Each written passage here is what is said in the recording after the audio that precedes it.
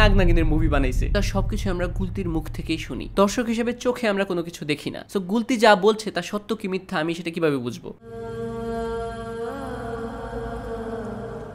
Title দেখে যা ভাবছেন এই ভিডিওর টপিক আসলে সেটাই। এটি আমার আই ফিক্সড ইট সিরিজের প্রথম ভিডিও। এই সিরিজে আমার দেখা যেসব মুভি আমার এক্সপেকটেশন মিট করতে পারেনি এবং আমাকে কিছুটা হতাশ করেছে, সেই মুভিগুলো নিয়ে আমি কথা বলবো। অ্যাট দ্য সেম টাইম ওই মুভিটারই কোন একটা দুইটা জিনিস ঠিক করলে তা দেখার এক্সপিরিয়েন্সটা আমার জন্য এবং অন্যান্য দর্শকদের জন্য অনেক ভালো হতো, সেই বিষয়টি আমি পয়েন্ট আউট করার চেষ্টা করব। সো আর দেরি না করে let's jump to the video and অবশ্যই ভিডিওটি শেষ পর্যন্ত দেখার অনুরোধ রইল।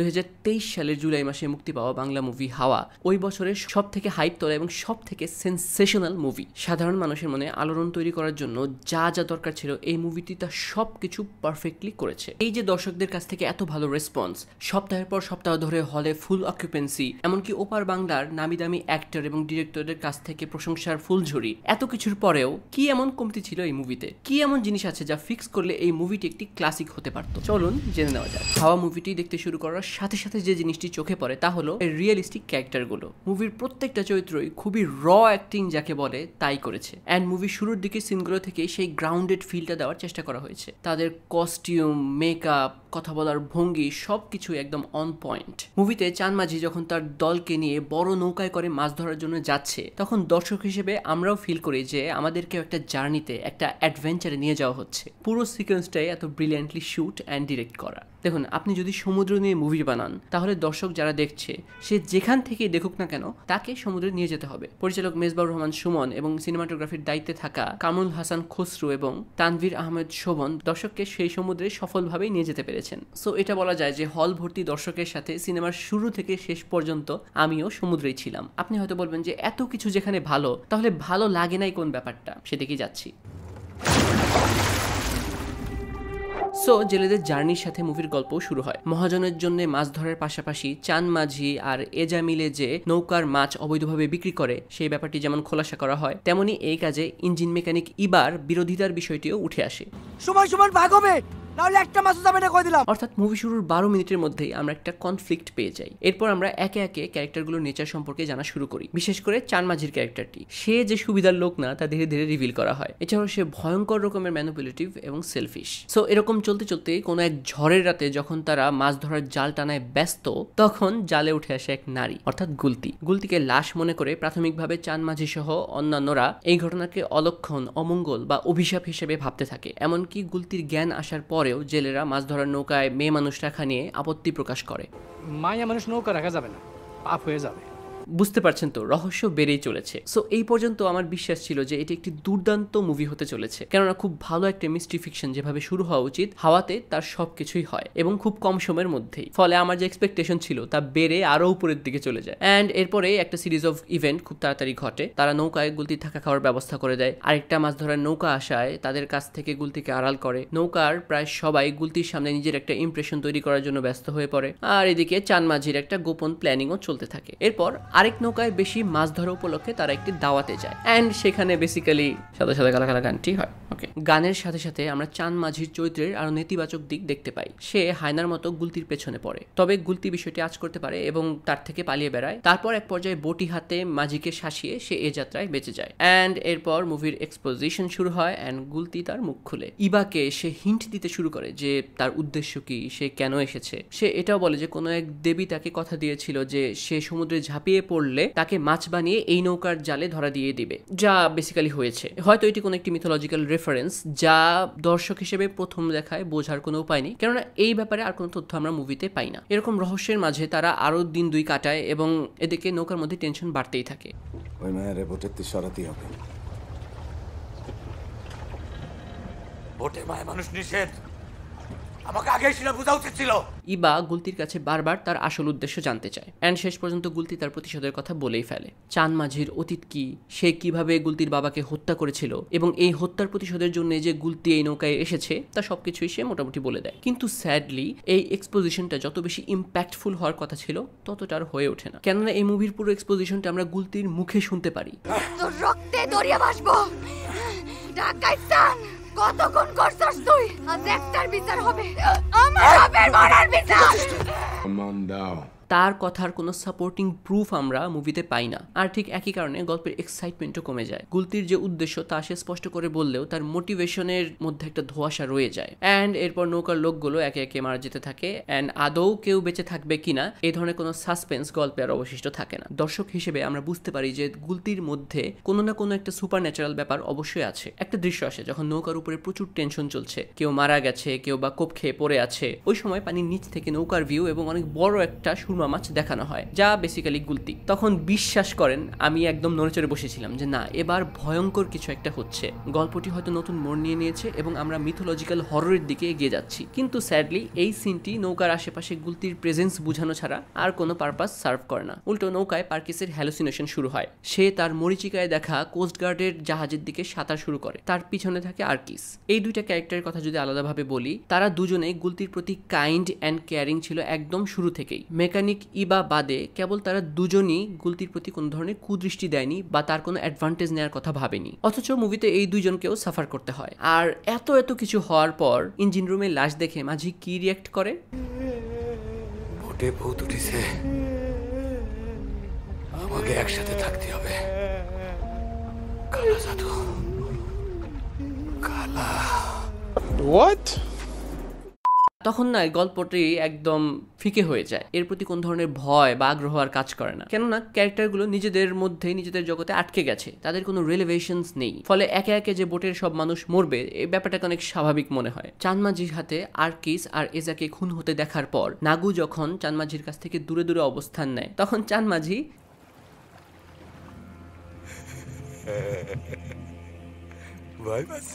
এই ডায়লগ ডেলিভারির সাথে চঞ্চল চৌধুরীর অভিনয় এবং মুভির তখনকার সিনারিও একদম খাপে খাপ মিলে যায়। ফলে আরেকটা ম্যাসিভ কোনো এক্সপোজিশন দেখার জন্য মনের ভিতরে একটা ইচ্ছা কাজ করে। তা হতে পারে আগের কোনো একটা ফ্ল্যাশব্যাক বা বোটের মধ্যেই আমাদের চোখের আড়ালে ঘটে যাওয়া কোনো একটা ঘটনা। কেননা এরকম একটা সিচুয়েশন করে মেজরও একটা রিভিল, যা চানমাঝির অ্যাকচুয়াল ক্যারেক্টার, তার হিংস্রতা, তার বর্বরতা, তার আরো ডার্কার সাইড বা ওভারঅল তার অতীতের একটা গ্লিমস আমাদেরকে দেখাবে। এবং গল্পের এই পাজল পিসের অলমোস্ট 80-90% মিলিয়ে আমাদেরকে ক্লাইম্যাক্সের দিকে নিয়ে যাবে। কিন্তু স্যাডলি এরকম কোনো কিছু হয় না। চানমাঝি এবং নাগুর সব আশা যখন ফুরিয়ে যায়, তখন মাঝি একে একে নৌকার লাশগুলো সমুদ্রে ফেলে দিতে থাকে। যখনই ইবার লাশ ফেলার পালা আসে এবং চানমাঝি তার লাশের বাঁধন খুলতে যায়, তখনই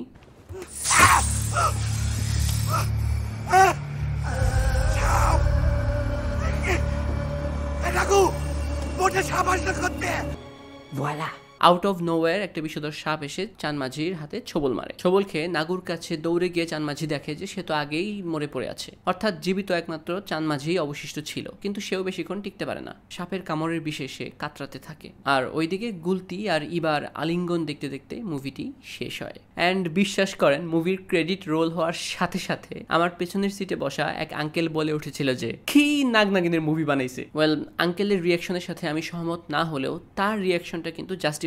এই আঙ্কেলই কিন্তু সাদা সাদা কালা কালা গানের সময় নিজে শরীর দুলিয়ে দুলিয়ে এই গানটি উচ্চস্বরে গাচ্ছিল। অর্থাৎ সে তখন পর্যন্ত মুভিটি এনজয় করেছে এবং আমার মতোই অনেক হাই এক্সপেকটেশন নিয়ে এসেছিল। আমি নিজের কথা যদি বলি, মুভির ক্লাইম্যাক্স এবং ওভারঅল স্টোরি নিয়ে আমি খুবই ডিসঅ্যাপয়েন্টেড এবং কনফিউজড ছিলাম। আর আমার হতাশাটা অনেকটা এরকম ছিল যে কত কিছুই না করতে পারতো এই মুভিটি। একটা বিশাল সম্ভাবনা এর সামনে ছিল, কিন্তু তা এটি অ্যাচিভ করতে পারেনি। এখন দেখা যাক যে কোন ইস্যুগুলো অ্যাড্রেস করলে আর কি কি চেঞ্জ করলে এই মুভিটি দেখার এক্সপিরিয়েন্স আমার জন্য এবং অন্যান্য দর্শকদের জন্য আরো অনেক ভালো হতো।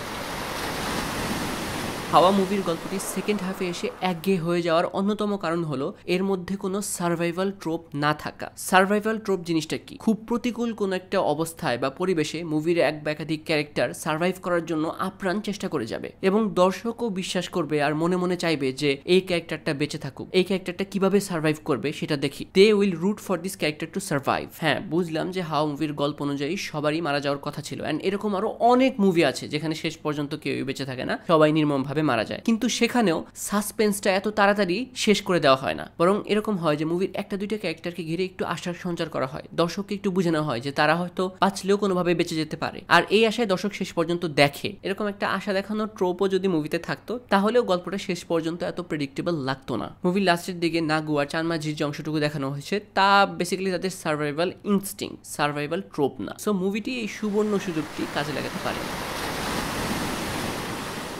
মুভির শেষের দিকে বা থার্ড অ্যাক্টে যখন কেওস শুরু হয়ে গেছে অ্যান্ড তারা অ্যাক্সিডেন্টালি বা একে অন্যের হাতে খুন হচ্ছে, তখন ডেথ সিনগুলো আরো ব্রুটাল, আরো ভয়ঙ্কর এবং আকস্মিকভাবে দেখিয়ে মুভিতে একটা ভয়ের আবহ তৈরি করা যেত। এতে গল্পের ইন্টেন্সিটি আরো অনেক বেশি বেড়ে যেত। কিন্তু এখানে জাস্ট একজনের মাথায় কোপ খেয়ে মারা যাওয়া ছাড়া অন্য কোনো ব্রুটালিটি চোখে পড়ার মতো না। ইভেন কয়েকটা ডেথ তো দেখানোই হয়নি যে তারা কিভাবে মারা গেছে, জাস্ট তাদের লাশ পাওয়া গেছে। সো এখানে আরো কিছু ভালো জাম্প স্কেয়ার ইউজ করে, আরো ব্রুটালিটি ইনক্লুড করে, আরো বেশি প্র্যাকটিক্যাল মেকআপ ব্যবহার করে, সুন্দর সাউন্ড ডিজাইন করে একটা খুব ভালো হররের ভাইব দেওয়া যেত।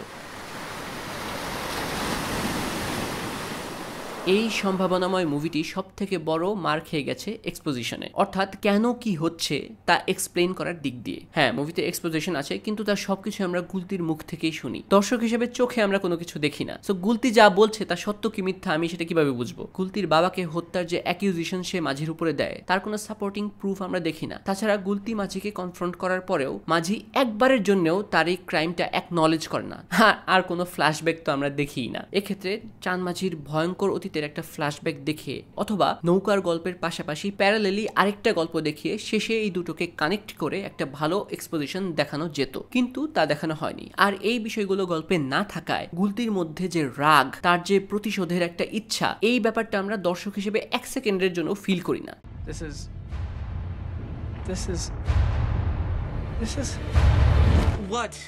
This is boring. So don't tell, এই ফান্ডামেন্টাল জিনিসটি ডিরেক্টরের ক্ষেত্রে ভয়ানকভাবে মিস করে গেছেন। এখন কেউ এসে এই স্টোরি আর স্ক্রিন প্লেকে ডিফেন্ড করে বলতেই পারে যে ভাই, চাঁদ মাঝি তো নিজেই নিজের নৌকার লোককে খুন করছে, তাইলে সে গুলতির বাপকেও খুন করছে শিওর। আমি জাস্ট তাকে একটা কথা বলবো যে না ভাইয়া, মুভি এইভাবে কাজ করে না। সিনেমার নাম হাওয়া বলে যে আমি সব অ্যাজাম্পশন হাওয়ায় ছেড়ে দিব, এরকম কোনো কথা নেই।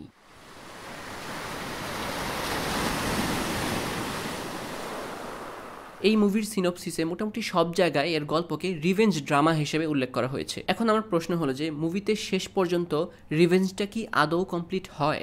বিষধর সাপের রূপ ধরে যদি গুলতি মাঝিকে ছোবল মারবে, তাহলে সে আগে কেন মারলো না? আর শেষ পর্যন্ত যখন ছোবল মেরে তাকে হত্যা করলো, তখনও কিন্তু চাঁদ মাঝি অ্যাকনলেজ করেনি যে তার আগের কোন একটা কীর্তির কারণে তাকে আজকে এই ফল ভোগ করতে হচ্ছে। গুলতি যখন নৌকার উপর কেওসের মধ্যে মাঝিদের সামনে তার মুখ খুলে ডাকাত চাঁদের কথা তুলে ধরে, তখন সে চাঁদ মাঝিকে এটি দ্বারা কনফ্রন্ট করে ঠিকই, কিন্তু মাঝির এতে কোনো ভাবান্তর হয় না। মেনে নিলাম, গল্পের সাথে মেনে নিলাম যে চাঁদ মাঝি অনেক খুন করেছে এবং তাদের মধ্যে গুলতির বাবাও ছিল, কিন্তু মরার আগে চাঁদ মাঝি কি জানতে পেরেছে যে কাকে হত্যা করার প্রতিশোধ তার উপর নেওয়া হচ্ছে? সাধারণত এরকম রিভেঞ্জ ড্রামাতে আমরা দেখি যে প্রতিশোধ নেয় সে নিজের নাম পরিচয়টা অন্তত ভিলেন মরার আগে তাকে জানায়, যেন সে মরতে মরতে অন্তত বুঝতে পারে যে তার কোন পাপের পরিণতি তাকে ভোগ করতে হচ্ছে। কিন্তু এখানে শেষ পর্যন্ত চাঁদ মাঝি মারা গেছে ঠিকই, তবে তার অ্যাটিটিউড গুলতির প্রতি অনেকটাই থানোসের মতো। কেননা সত্যিই চাঁদ মাঝি হয়তো জানেন না যে গুলতি আসলে কে। অ্যাটলিস্ট দর্শক হিসেবে আমরা এরকম কোনো আলামত পাই না। মুভিতে গুলতির কিছু সুপার ন্যাচারাল পাওয়ার দেখানো হয়েছে, কিন্তু তা প্রপারলি ইউজ করতে না পারায় মুভিতে সেগুলো কোনো ইম্প্যাক্ট ফেলতে পারেনি। সাপ এবং সুরমা মাছ হিসেবে আমরা গুলতির দুইটা রূপ দেখতে পাই। মাছ হিসেবে তার জালে আসার ব্যাপারটা জাস্টিফাইড হলেও সাপ হিসেবে তার যে রূপ, এটি পুরোই র্যান্ডম। এই সিনটা আমি যতবার দেখি আমার পিছনের সিটে বসে ওই আঙ্কেলের কমেন্টের কথাই মনে পড়ে এবং হাসি পায়, যা এরকম একটা সিন দেখে পাওয়া উচিত না। মোটা রশি দিয়ে আরকিস এবং পারকিস তাকে শক্ত করে বাঁধার পরেও যদি সে গায়েবী হয়ে যেতে পারে, তাহলে চাঁদ মাঝি যখন তার কামনা মেটানোর জন্য তার পিছে ছুটছে, তখন সে এই পাওয়ার কেন ইউজ করলো না? অথবা ধরে নিলাম যে সাগরের দিবি তাকে জাস্ট এরকম এক্সক্লুসিভ ক্ষমতা দিয়েছে যে সে কেবলমাত্র সমুদ্রের জীবের রূপই নিতে পারে, তাহলে সে বিষাক্ত জেলিফিশ হয়ে বরফের ঘরে যাতায়াত করা কাউকে মেরে ফেলতো। মানে মুভিতে গুলতির সুপার ন্যাচারাল পাওয়ার আছে ঠিকই, কিন্তু তা ইন্টারেস্টিং ভাবে ইউজ না করে দর্শককে কনফিউজ করার জন্য ইউজ করা হয়েছে। মুভির প্রমোশন এবং রিলিজের পর অনেকেই বলতে শুনেছি যে এই মুভির যে গল্প বেহুলা লক্ষিন্দর, চাঁদ সওদাগর এবং মনসা দেবীর গল্পের উপর ভিত্তি করে লেখা। এখন দেখেন, এই গল্পগুলো যদি এমন হতো যে এটি আমাদের জেনারেশনের কাছে খুবই পরিচিত, সবাই কম বেশি জানে অথবা স্কুলের পাঠ্য বইয়ে পড়ে এসেছে, তাহলে বিষয়টি এভাবে দর্শকের উপর ছেড়ে দিলে দর্শক তাদের মনে মনে তাদের মেমোরির সাথে বিভিন্ন ডটস কানেক্ট করে গল্পের একটা কনক্লুশন তারা দাঁড় করাতে পারতো। কিন্তু এখানে হয়েছে তার উল্টোটা। একটা অজানা গল্প বলার চেষ্টা করা হয়েছে দর্শককে খুবই মিনিমাম কনটেক্সট দিয়ে, আর গল্পের মাঝে বিভিন্ন অসামঞ্জস্যপূর্ণ ডায়লগ তো আছেই। ফলে মুভি শেষে আপনার আমার ক্লুলেস হয়ে যাওয়ার ব্যাপারটা অস্বাভাবিক কোনো কিছু না। Feel anything? No.